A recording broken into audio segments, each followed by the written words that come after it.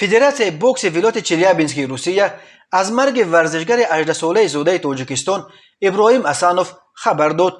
مجزن جوان تاجیک روز 3 ایون سال 2022 بعد 6 روز یک مسابقه در بیمارستان چلیابینسک جان داده است. فدراسیای بوکس چلیابینسک در صحیفه‌اش در فیسبوک نوشت طبیبان 6 روز برای نجات جان ابراهیم اسانوف مبارزه بردند ولی او روز 3 ایون در بیمارستان جان داد. در مسابقه انگام جایزه سپاری وضع ورزشگر بد شد. طبیبان در جایش به او یاری اولیه را رسانیدند و سپس او را به بیمارستان بردند ولی با وجود کمک طبی کسبی ابراهیم را از چنگ مرگ نجات دادن نتوانستند.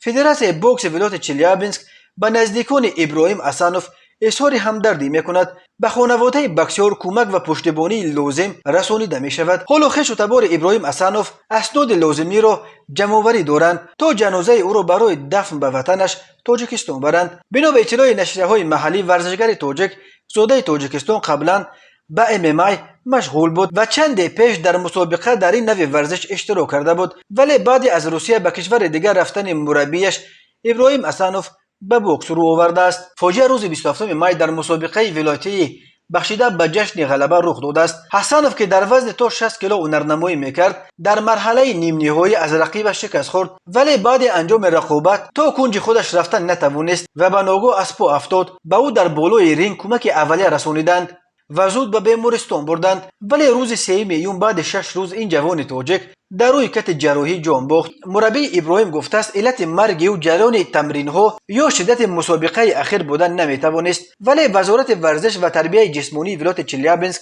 برای تفتیش این قضیه کمیسیون مخصوص تشکیل کرده.